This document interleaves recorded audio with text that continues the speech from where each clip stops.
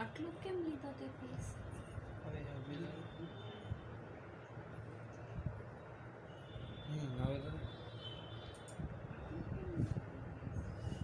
આવે ને બરોબર.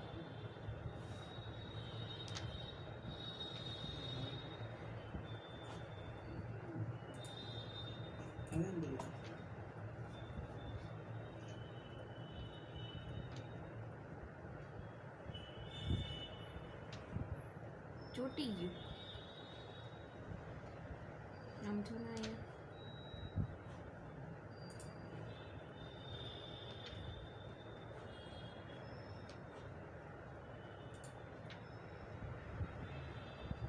જોઈ લે, રિફ્રેશ કર. બ્લર થઈ ગયું. આ જો ને પણ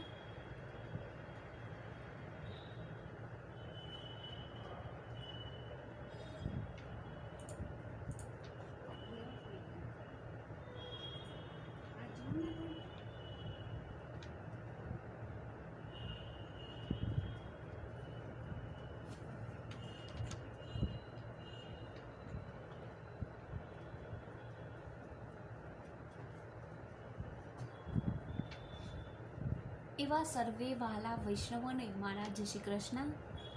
અને થોડા વૈષ્ણવો જોડાઈ જાય ત્યારબાદ આપણે સત્સંગ લાઈવ નિહાળીશું. એવા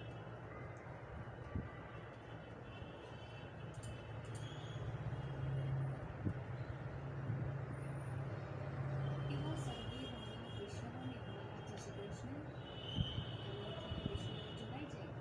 અને થોડા વૈષ્ણવો જોડાઈ જાય ત્યારબાદ આપણે સત્સંગ લાઈવ નિહાળીશું. તો અત્યારે ઘણા વૈષ્ણવો જોડાઈ ગયા છે અને હવે હું સત્સંગની શરૂઆત કરીશ. એ સત્સંગની શરૂઆત કરતાં પહેલાં બોલો શ્રી મદન મોહનલાલ પ્યારે કી જય, શ્રી શ્યામ સુંદર શ્રી યમને મહારાણી કી જય, શ્રી વલ્લભાધીશ કી જય. તો ગઈકાલે આપણે પ્રભુચરણ રચિત જે શિક્ષાપત્ર છે તે શિક્ષાપત્ર 5મો ગઈકાલે શ્લોક 8મા સુધી લાઈવ સત્સંગ નિહાળ્યો અને હવે આજે હું 9મા શ્લોકથી શરૂઆત કરવા જઈ રહી છું. તો એ પહેલાં જેટલા બી વૈષ્ણવો રોજ જે સત્સંગનો લાભ લેતા હોય છે તે સર્વે વાલા વૈષ્ણવોને મારી વિનંતી છે કે આ વિડીયોને લાઈક કરો, શેર કરો ને કમેન્ટ કરો, જેથી કરી જે બીજા અનેક વૈષ્ણવો છે તે આ લાઈવ સત્સંગ નિહાળી શકે. તો હવે હું શિક્ષાપત્ર 5માનો 9મા શ્લોકથી આજે શરૂઆત કરવા જઈ રહી છું. ભવદ નેભિનેવહ કર્તવ્ય શોભો મનસી સર્વથા અસ્મિન માર્ગે યથી વાતે સ્થવ ફલસ નિધિહ. જેમનો શબ્દાર્થ થાય છે, તમારે કદાપી મનમાં શોભ રાખવો નહીં, કેમ કે એ માર્ગે જેવી આરતી હોય તેવું જ ફળ પાસે હોય છે.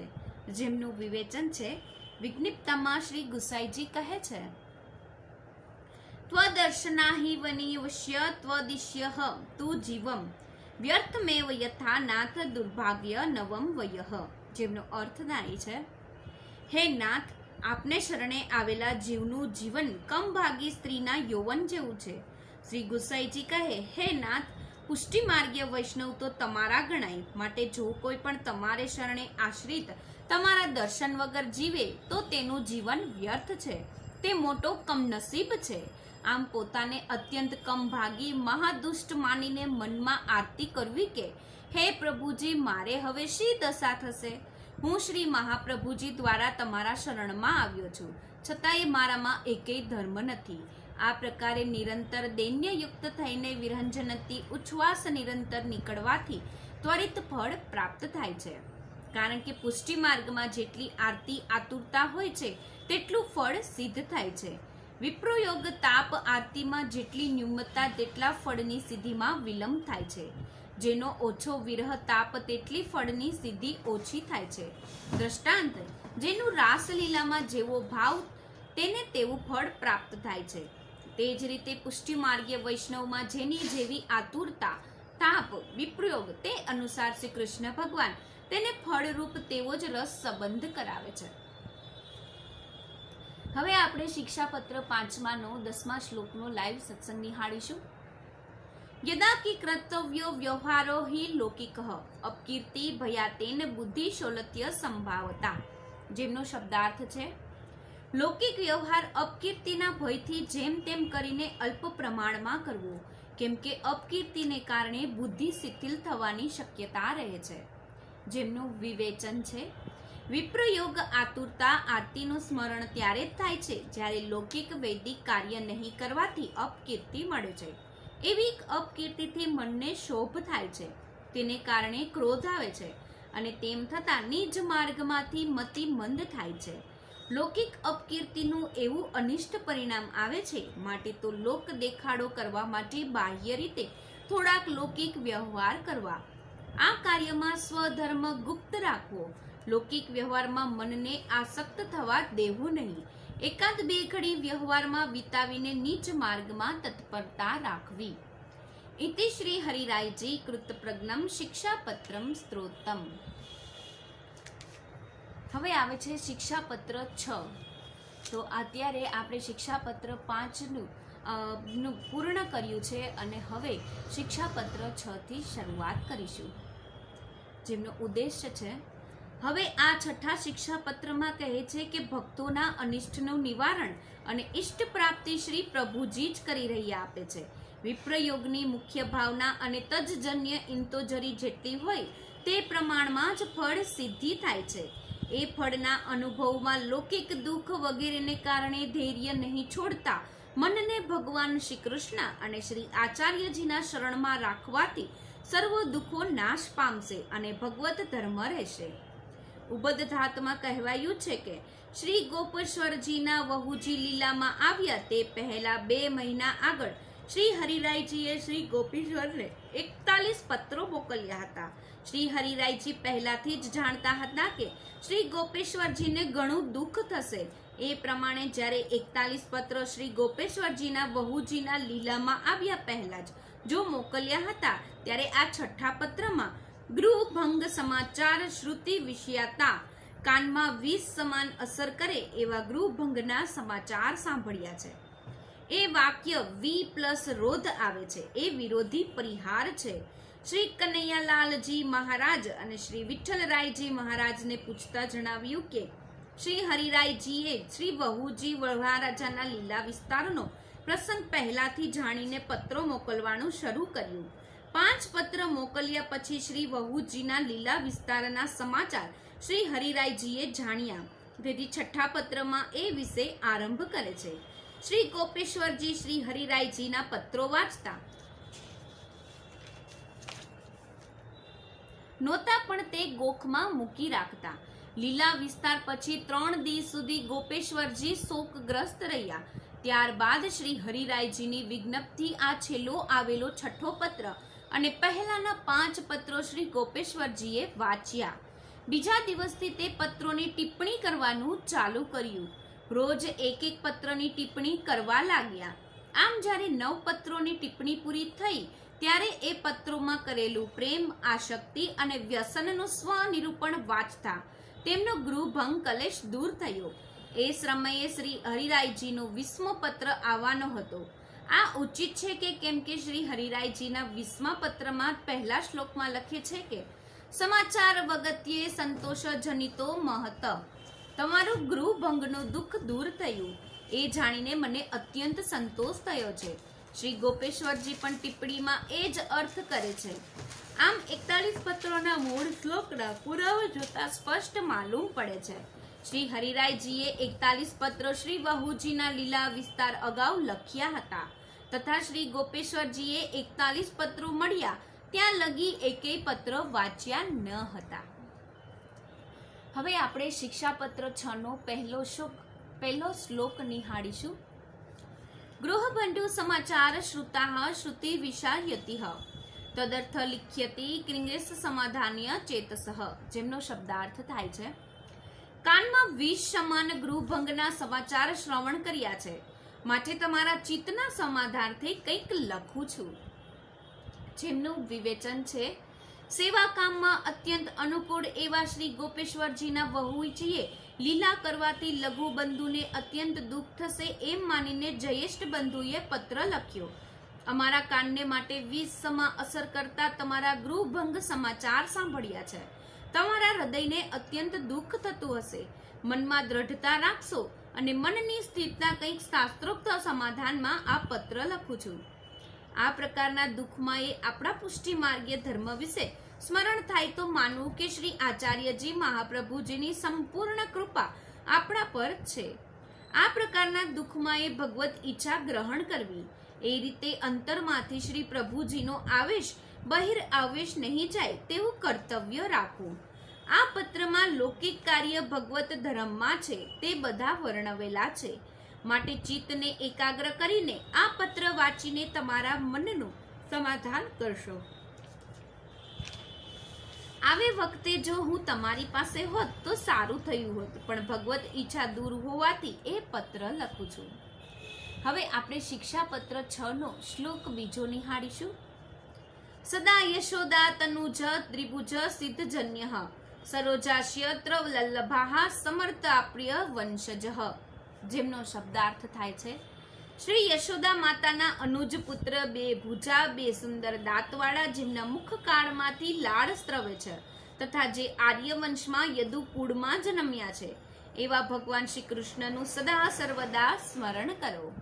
જેમનું વિવેચન છે સંસારના દુઃખથી મનને કલેશ થાય તો માતા યશોદાજીના સૂત, જેમને બબે ભુજા છે, જેમને આગળના બે સુંદર દાંત છે, જેના મુખ કમળમાંથી લાળ સ્ત્રવે છે, એવા ભગવાન શ્રી કૃષ્ણનું સ્મરણ એ કર્તવ્ય છે. શ્રી કૃષ્ણ ભગવાન આર્યકુળમાં એટલે કે સર્વશ્રેષ્ઠ જે યદુકુળ અને વલ્લભકુળમાં પ્રકટ્યા છે. પૃથ્વી પર અનેક અવતારો થયા છે, તેમાં 3 કુળ શ્રેષ્ઠ છે. એક ત્રેતાયુગમાં અયોધ્યાના રાજા દશરથને ત્યાં ભગવાન શ્રીરામનો અવતાર, બીજો રઘુવંશ જેમાં દ્વાપર યુગમાં ભગવાન શ્રી કૃષ્ણનો અવતાર યદુવંશ, તથા ત્રીજું જે કળિયુગમાં શ્રી આચાર્યજી મહાપ્રભુજીનું પ્રાકટ્ય શ્રી વલ્લભકુળમાં, એ સૌમાં ઉત્તમ ભક્તો દ્વારા અર્થે પ્રકટેલ શ્રી વલ્લભ વંશ છે. એવા શ્રી આચાર્યજીના કુળ વલ્લભ કુળમાં શ્રી કૃષ્ણ ભગવાન બાળ ભાવે સેવા યોગ્ય છે. માટે જો મનમાં કલેશ થાય તો ઠાકોરજી અપ્રસન્ન થવાથી શ્રી ઠાકોરજી સદા પ્રસન્ન રહે તેવો પ્રકાર આદરવો. હવે આપણે શિક્ષાપત્ર 6 નો 3મા શ્લોકનું અત્યારે સત્સંગ નિહાળીશું. શરેશ્વરસમ સર્વજ્ઞઃ કૃષ્ણઃ સકૃણ સદા અસમર્થો જ્ઞાન શૂન્યો જીવ ઇત્યેવ નિશ્ચયઃ. જેમનો શબ્દાર્થ થાય છે ભગવાન શ્રી કૃષ્ણ સદા સર્વસ્વ સર્વજ્ઞ અને સકૂર્ણ છે, જ્યારે જીવ અસમર્થ અને જ્ઞાનવિહીની છે એ નિશ્ચય છે. જેમનું વિવેચન છે હવે જીવનું તથા ભગવાનનું સ્વરૂપ નિરૂપણ કરે છે. શ્રી કૃષ્ણ ભગવાન સર્વોપરી છે, સર્વેશ્વર હોવાથી સ્વૈચ્છિક રીતે ગમે તે કરે છે. પરમ પિતા બ્રહ્માજી, શંકર, ઇન્દ્ર વગેરે કોઈ પણ દેવતા શ્રી કૃષ્ણ ભગવાનની આજ્ઞાની અવગણના કરવાનો સમર્થ નથી. ભગવાન શ્રી કૃષ્ણ સર્વ રીતે સમર્થ છે. અજામિલ કે જેણે કેવળ પુત્ર ભાવે ભગવાન શ્રી નારાયણનો નામોચ્ચાર કર્યો હોય તેવા દુષ્ટને અભય દાન આપ્યું. આ પ્રમાણે સર્વ કંઈ કરવાને તેઓ સમર્થ છે. ત્રિભુવનના સકરા પ્રાણીઓની હૃદયની વાત જાણીએ છે. કોટિયાનું કોટી બ્રહ્માંડમાં ભગવાન શ્રી કૃષ્ણ જ સર્વવ્યાપી છે, કર્તા છે તથા સર્વજ્ઞ છે. શ્રી કૃષ્ણ ભગવાન પરમ કરુણાળુ છે. એમાં પરમ દયાનિધિ કોઈ પણનું દુઃખ સી રીતે સહન કરી શકે? પરમ કૃપાનિધિ શ્રી કૃષ્ણ ભગવાન ભક્તોનું તલપુર દુઃખ પણ સહન કરી શકે નહીં. તેથી વિરોધ જીવ માત્ર અસમર્થ છે. જીવ અજ્ઞાન છે. એ જીવ ભગવાનને ભૂલ્યો હોવાથી માયાથી મોહ પામ્યો છે. હૃદયમાં અજ્ઞાન રહિત હોવાને કારણે જીવ સ્વ સામર્થ્ય માને છે. શ્રી આચાર્યજી મહાપ્રભુજી બાલબોધ નામે પોતાના ગ્રંથમાં કહે છે કે જીવ સ્વભાવે દુષ્ટ છે, દોષનો ભંડાર છે, જ્યારે શ્રી પ્રભુજી તો નિર્દોષ તથા સંપૂર્ણ ગુણવાન છે. એ જીવ ભગવાનની ઈચ્છાને સી રીતે સમજી શકે? હવે આપણે શિક્ષાપત્ર 6 નો આજે 4થો શ્લોક અત્યારે નિહાળીશું. તસ્યેચ્છતા ત્રિવિધા પ્રોક્તા મૂલ્યદેવ સ્વભેદિહ મૂલેચ્યા ગૃહતાનમ નાડથ્યનમ કુરુ તે ફલ્લમ. જેમનો શબ્દાર્થ થાય છે મૂલેચ્છા, વેદેચ્છા તથા સ્વેચ્છા એ પ્રમાણે ભગવાનની 3 પ્રકારની ઈચ્છા કહી છે. તેમાંથી મૂલેચ્છાથી ગ્રહણ કરેલાનું ફળ અન્યતા કરતી નથી, જેમનું વિવેચન છે. ઈશ્વરાચ્છાના 3 પ્રકારો છે. પ્રવાહી સૃષ્ટિને લૌકિક ક્રિયામાં, પુષ્ટિ સૃષ્ટિને ભગવત સેવામાં અને મર્યાદા સૃષ્ટિને કર્મમાં પ્રવૃત્ત કરાવવા. શ્રી ઠાકોરજીની આ 3 પ્રકારની ઈચ્છા છે. શ્રી આચાર્યજી મહાપ્રભુજી સંબંધી સૃષ્ટિ પુષ્ટિ સૃષ્ટિ છે. તેથી તો શ્રી પ્રભુજીની મૂલ્યેચ્છા જ ગ્રહણ કર્તવ્ય છે. આ સૃષ્ટિમાં બધા કાર્યો શ્રી પ્રભુજીના કરાવ્યા જ થાય છે એવું જ્ઞાન મનમાં દ્રઢ કરવું. કર્મ માર્ગીઓના કહેવા મુજબ જેવા જેના કર્મ તે પ્રમાણે ફળ પ્રાપ્તિ થાય છે તેવો એક કર્મનું ફળ ગણે છે. પ્રવાહી સૃષ્ટિ માયાથી માને છે, માયા જ સર્વ કાર્ય કરે છે. આમ શ્રી પ્રભુને બીજો કોઈ અર્થાત જાણવો નથી. તેથી પુષ્ટિ માર્ગીય જીવ તો એમ માનવું કે કર્મ થકી યા કોઈ સાધન વડે એટલે કે ઈશ્વર ઈચ્છા વિના ફળ સિદ્ધ થશે એવું સર્વથા અન્ય પ્રકારે ફળનું ચિંતન કરવું નહીં. હવે આપણે શિક્ષાપત્ર 6 નો 5મો શ્લોકનો સત્સંગ કરીશું.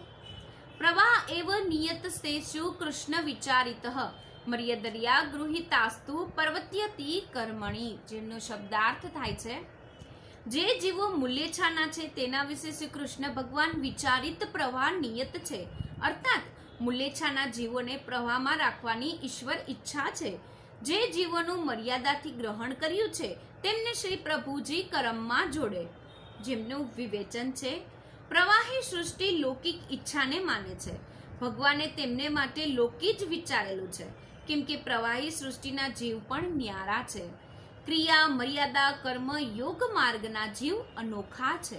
પુષ્ટિ પ્રવાહ ગ્રંથમાં શ્રી આચાર્યજી મહાપ્રભુજીનું વચન છે જીવ દેહે કૃતિના ચ નિત્યતા શ્રુતિઃ, જેમનો અર્થ થાય છે નિત્યતા પ્રીતથી જીવ દેહ તથા કૃતિ ભિન્ન છે. આ વચન અનુસાર પ્રવાહી જીવો સદા સર્વદા બ્રહ્મા જ છે. તે કદી પણ ભક્તિ માર્ગમાં આવતા નથી. જેમનું મર્યાદામાં ગ્રહણ થયું છે એવા જીવો સર્વદા કર્મ માર્ગમાં પ્રવૃત્ત છે.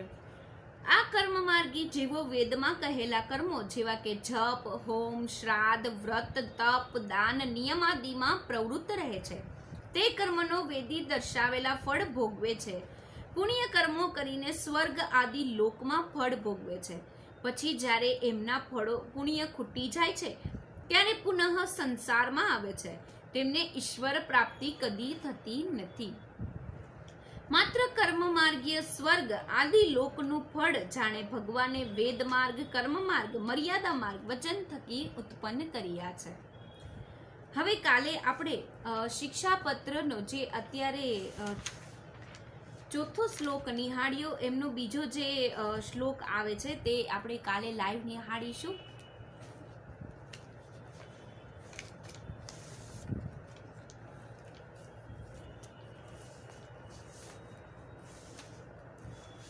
હવે આપણે 84 વૈષ્ણવોની વાર્તાનો ગઈકાલે આપણે વાર્તા 5નો ભાગ 1 આપણે લાઈવ સત્સંગ નિહાળ્યો અને હવે અત્યારે આપણે વાર્તા 5નો ભાગ 2નો લાઈવ સત્સંગ કરીશું. અત્યારે જેટલા બી વૈષ્ણવો જોડાયેલા છે એ સર્વે વાલા વૈષ્ણવોને મારા જય શ્રી કૃષ્ણ.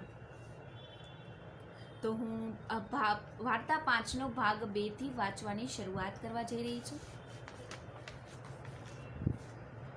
હવે શ્રી આચાર્યજી મહાપ્રભુના સેવક શેઠ પુરુષોત્તમ કાશીમાં રહેતા હતા. તેમની વાર્તાનો ભાવ કહીએ છીએ, જેમનો ભાવ પ્રકાશ છે. શેઠ પુરુષોત્તમ દાસ અને દામોદર દાસ સંભલવાળાને સંગ છે. જ્યારે તાંબાનો પત્ર વચાવવા દામોદર દાસ કાશી ગયા તે દિવસથી શેઠને શ્રી આચાર્યજીના દર્શનની આરતી થઈ. શ્રી આચાર્યજી પહેલી પૃથ્વી પરિક્રમા કરી કાશી પધાર્યા ત્યારે શેઠને મરીકર્ણિકા ઘાટ ઉપર શ્રી આચાર્યજીના દર્શન થયા અને કૃષ્ણદાસને પૂછ્યું કે શ્રી આચાર્યજીએ દક્ષિણ દેશમાં કૃષ્ણદેવ રાજાની સભામાં માયાવાદ ખંડન કર્યું છે, તે જ આ છે ને? ત્યારે કૃષ્ણદાસ મેઘને કહ્યું કે એ જ છે. ત્યારે શેઠ પુરુષોત્તમ દાસે શ્રી આચાર્યજીના સન્મુખ જઈને દંડવત કર્યા, વિનંતી કરી, મહારાજ કૃપા કરીને શરણે લો, કૃપા કરી ઘર પાવન કરો. ત્યારે શ્રી આચાર્યજી તેમની દીનતા જોઈ શેઠ પુરુષોત્તમ દાસના ઘરે પધાર્યા. શેઠની બેટી રૂકમણી, શેઠના બેટા ગોપાલદાસ, હવે એમનું શું કર્તવ્ય છે? ત્યારે શ્રી આચાર્યજી કહે, ભગવત સેવા પુષ્ટિ માર્ગની રીતેથી કરો. તે શેઠના ઘેર શ્રી મદન મોહનજી ઠાકોર હતા. પાસે 10-15 હજાર રૂપિયા હતા. ઘર બનાવ્યું. તેના નિમમાંથી એટલે કે મકાનના પાયામાંથી શ્રી મદન મોહનજી ઠાકોરજી નીકળ્યા અને દ્રવ્ય પણ ઘણું નીકળ્યું. કરોડધ્વજી કહેવાયા. 60 કરોડ રૂપિયા દ્રવ્ય મળ્યું. તેમના પિતાએ થોડાક દિવસ સુધી શ્રી મદન મોહનજીની પૂજા કરી દેહ છોડ્યો. પછી શેઠે પૂજા બહુ દિવસ સુધી કરી. દ્રવ્ય ઘણું કમાયો. શ્રી મદન મોહનજી શ્રી આચાર્યજીએ પંચામૃત સ્નાન કરાવી પાટ બેસાડ્યા અને શેઠના માથે પધરાવ્યા. તે શેઠ પુરુષોત્તમ દાસ લીલામાં શ્રી સ્વામિનીજી સખી છે. ઇન્દુલેખા એમનું નામ છે અને શેઠની બેટી રૂકમણી ઇન્દુલેખાની સખી છે અને મોદીની નામ છે. ગોપાલદાસ શેઠના બેટા તે ઇન્દુલેખાની સગી ગાનકલા છે. તે શેઠ પુરુષોત્તમ દાસ શ્રી મદન મોહનજીની રાજ સેવા કરતા 52 બીડાના નેગ હતો. એનું કારણ એ છે કે લીલામાં બીડા આરોગવાની સેવા ઇન્દુલેખાની છે. તેથી પુરુષોત્તમ દાસે 52 બીડા રાખ્યા. તેમાં શ્રી ઠાકોરજીના ભાવથી 20 અને 32 બીડા. શ્રી સ્વામિનીજીના ભાવથી તેનો આશ્રય એ કે શ્રી ઠાકોરજીને વિશ્વાસ પ્રિય છે. તેથી વિસો એટલે વિશ્વાસ અને નિશ્ચયાત્મક એટલે દ્રઢ વિશ્વાસ દેખાડવાને 20 બીડા શ્રી ઠાકોરજીના ભાવથી. શ્રી સ્વામિનીજીને શૃંગાર પ્રિય છે. તેથી જુગલ રૂપનો શૃંગાર 16 દૂના 32 થયા. એ પ્રકારે સ્વામિનીજી પ્રસન્ન કર્યા. આ પ્રકારે કહીએ તો સૂચવ્યું કે જેટલી સેવા શેઠ પુરુષોત્તમ દાસ કરતા તે બધી ભાવપૂર્વક કરતા. સામગ્રી વસ્ત્ર આભૂષણમાં પણ રાખતા અને શ્રી મદન મોહનજીની સેવા ઠાકોરજીના ભાવથી અધિક શ્રી આચાર્યજી મહાપ્રભુના ભાવથી કરતા. શ્રી આચાર્યજીએ પ્રસન્ન થઈને શ્રી મદન મોહનજીના બંને શરણ શ્યામ દર્શન કરાવ્યા. તેનો આશય એ છે કે બધું અંગ ગોર એ તો શ્રી આચાર્યજી મહાપ્રભુનું નિજ સ્વરૂપ, સ્વામિનીજીના શ્રી અંગનું વર્ણન અને ચરણ બંને શ્યામ તે શ્રી કૃષ્ણના શ્રી અંગનો વર્ણ. તેમાં ચરણ શ્યામનો અભિપ્રાય નિકુંજાદિક લીલામાં શ્રી ઠાકોરજી બીજા સ્વરૂપે એટલે કે શ્રી સ્વામિનીજીના ચરણ આશ્રિત છે. ઠાકોરજીના ભાવથી શ્રી આચાર્યજીની સેવા દેખાડી. એ પ્રકારે શેઠ પુરુષોત્તમ ઉપર અનુગ્રહ શ્રી આચાર્યજીએ કર્યો. શ્રી મદન મોહનજીને શ્રી આચાર્યજીએ પંચામૃત સ્નાન કરાવી પાટ બેસાડ્યા અને શેઠને માથે પધરાવ્યા. હવે આવે છે વાર્તા પ્રસંગ 1. કાશીમાં મુખ્ય વિશ્વેશ્વર મહાદેવ કે જે કાશીના રાજા છે તેમના દર્શન કદીએ જતા ન હતા. એક દિવસ વિશ્વેશ્વર મહાદેવે સપનામાં શેઠ પુરુષોત્તમ દાસને કહ્યું કે ગામનો નાતો તમે નથી રાખતા તો વૈષ્ણવનો નાતો તો રાખો. કોઈ વાર અમને મહાપ્રસાદ તો આપ્યા કરો. ત્યારે સવારે શેઠ પુરુષોત્તમ દાસ સેવાથી પહોંચીને મહાપ્રસાદનો ડબરો અને બીડા લઈ વિશ્વેશ્વર મહાદેવના દેવાલયે ચાલ્યા. ત્યારે ગામના લોકો બધા આશ્ચર્યવંત થઈ રહ્યા કે શેઠ કોઈ દિવસ નથી આવતા ને તે આજે કેમ આવ્યા. કેટલા લોકો તો શેઠ સાથે ગયા. શેઠ તો મહાપ્રસાદનો ડબરો અને બીડા 4 ધરી શ્રી કૃષ્ણ સ્મરણ કરી ઉઠી ચાલ્યા. ત્યારે મોટા મોટા શેવ બ્રાહ્મણ હતા. તે શેઠ પુરુષોત્તમ દાસને કહે, તમે દંડવત નમસ્કાર કેમ ન કર્યા? શ્રી કૃષ્ણ સ્મરણ કરી ઉઠી ચાલ્યા. આ પ્રમાણે ઉચિત નહીં. ત્યારે શેઠ પુરુષોત્તમ દાસે કહ્યું, મારે અને તેમને ભગવત સ્મરણનો વ્યવહાર છે. તે બ્રાહ્મણને મહાદેવજીએ કહ્યું કે અમે શેઠ પાસે મહાપ્રસાદ વ્યવહાર છે, તમે પૂછી લેજો, તમને વિશ્વેશ્વર મહાદેવ કહેશે. પછી તે બ્રાહ્મણો એક કૃપા પાત્ર હતો. તે બ્રાહ્મણને મહાદેવજીએ કહ્યું કે અમે શેઠ પાસે મહાપ્રસાદ માંગ્યો હતો. અમારે અને એમને ભગવત સ્મરણનો વ્યવહાર છે, તેથી એમને બીજું કંઈ કહેતો નહીં. તે પછી શેઠ મોટા ઉત્સવની પાછળ મહાપ્રસાદ વિશ્વેશ્વર મહાદેવ માટે લઈ જતા, જેમનો ભાવ પ્રકાશ છે. એ કહેવાનો અભિપ્રાય એ કે શેઠ પુરુષોત્તમ દાસ હવે શ્રી મહાપ્રભુજીના સેવક થયા. એમની આજ્ઞામાં બધા લોકો દ્રવ્ય માટે રહે. તેથી મહાદેવજીએ વિચાર્યું કે હવે બધા જો અનન્ય થશે તો અમારું મહાત્મય ઘટી જશે અને ભગવદ જ્ઞાન તો કવિ કાલ આવ્યો છે. તેથી જીવોને બહિર્મુખ કરવાની છે તેનું શું? અને શેઠ પુરુષોત્તમ દાસે તો ભક્તિ ફેલાવી છે અને એમની ઉપર તો અમારું કંઈ ચાલે નહીં. ત્યારે મહાદેવજીએ આ પ્રમાણેનો ઉપવાસ કર્યો. શેઠજી તો મહાપ્રસાદ દેવા જાય, પણ તેની સઘળા લોકો મહાદેવજીના દેવાલયે જવા લાગ્યા. જો કોઈ ટોકે તો ઉત્તર આપે કે શેઠજી સરખા જાય છે, તો અમારી શી વાત?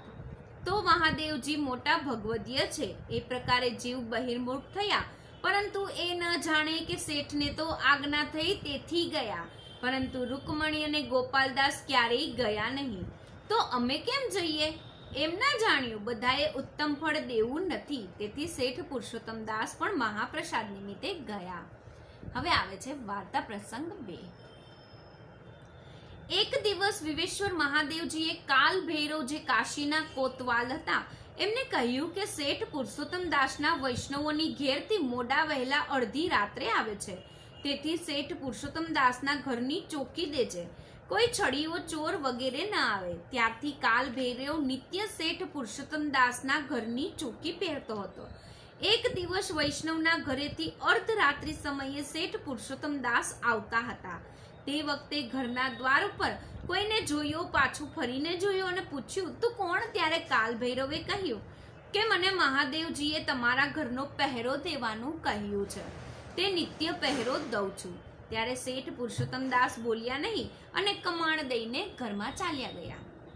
જેમનો ભાવ પ્રકાશ છે. આ કહીને એમ જણાવ્યું કે શેઠ એવા કૃપાપાત્ર ભગવદીય હોવા છતાં વૈષ્ણવોના સંગ અર્થે પોતે ચાલીને જતા, તેથી વૈષ્ણવોનો સંગ અવશ્ય કરવો. કેમ કે શ્રી આચાર્યજી લખે છે કે પોષક ભાવે તું શૈલથ્યમ, અર્થાત પોષકનો અભાવ હોય તો મન શિથિલ થઈ જાય, ભક્તિ ઘટી જાય અને પોષણ તો સત્સંગથી થાય. તેથી મહાદેવજી વિચારે છે કે મને ભગવાને કાશીનું રાજ આપ્યું છે, તેથી આ ગામમાં અન્ય થાય તો મારા માથે દોષ આવે અને ભગવદીયનો કંઈ બગાડ થાય તો ભગવાન મારા ઉપર અપ્રસન્ન થઈ જાય.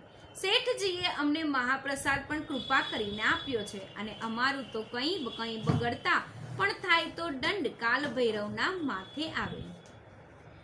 હવે આવે છે વાર્તા પ્રસંગ 3. વળી એક દક્ષિણ દેશનો બ્રાહ્મણ કાશીમાં આવ્યો. તે શૈલી મહાદેવજીનું કૃપા પાત્ર હતું. જ્યારે તેને મહાદેવજી દર્શન દે ત્યારે તે બ્રાહ્મણ ખાનપાન કરે. એમ કરતા જન્માષ્ટમીનો ઉત્સવ આવ્યો. શેઠ પુરુષોત્તમ દાસ મોટા મંડાણ એટલે કે બંધારણથી જન્માષ્ટમીનો ઉત્સવ કરતા. મહાદેવજી જન્માષ્ટમીના દિવસે શેઠ પુરુષોત્તમ દાસના ઘરે આવ્યા. તે નવમીના નંદ મહોત્સવ પછી બપોરના દેવાલયમાં જ્યારે ગયા ત્યારે બ્રાહ્મણને દર્શન થયા. ત્યારે તે બ્રાહ્મણે વિશ્વેશ્વર મહાદેવજીને પૂછ્યું કે કાલ તમારા દર્શન ના થયા, આજે બપોરે થયા, તેનું કારણ શું? ત્યારે મહાદેવજીએ કહ્યું કે જન્માષ્ટમીનો ઉત્સવ જોવાને શેઠના ઘેર ગયો, કાલ સવારથી તે આજે આવ્યો. ત્યારે તે બ્રાહ્મણે કહ્યું કે એવા શેઠ કોણ છે જેમના ઘરે તમે ઉત્સવ જોવા જાઓ છો? ત્યારે વિવેશ્વર મહાદેવજીએ કહ્યું કે એ મોટા ભગવત ભક્ત છે, અમારાથી શ્રેષ્ઠ છે. હવે આવે છે તેમનો ભાવ પ્રકાશ. એનો અર્થ એ કે શેઠ પુષ્ટિ માર્ગીય ભગવત ભક્ત છે, અમે મર્યાદા માર્ગીય છીએ.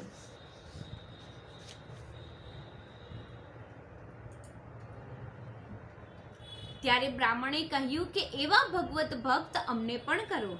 ત્યારે મહાદેવજીએ કહ્યું કે શેઠ પુરુષોત્તમ દાસના સેવક ત્યાં જઈને થાય તે નામ સંભળાવશે, એમને શ્રી આચાર્યજીની આજ્ઞા છે. ત્યારે તે બ્રાહ્મણે કહ્યું કે તમે જ નામ સંભળાવો ને.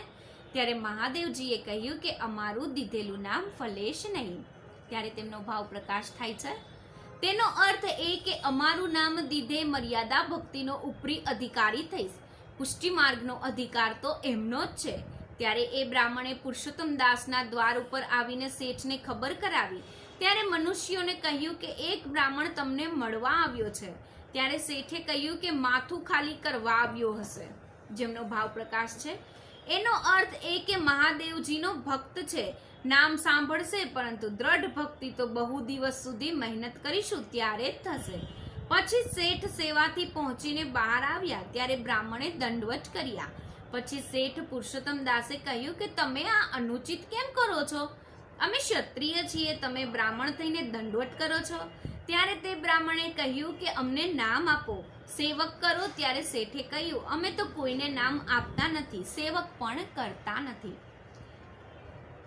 તેનો અર્થ એ થયો કે નામ આપવાવાળા અને સેવક કરવાવાળા શ્રી આચાર્યજી મહાપ્રભુજી છે. આ વાત તો બ્રાહ્મણે સમજ્યો નહીં. ત્યારે બહુ આગ્રહ કર્યો, પરંતુ શેઠે નામ ન દીધું. એટલે મહાદેવજી પાસે પાછો આવ્યો અને કહ્યું, શેઠ તો નામ જ નથી આપતા.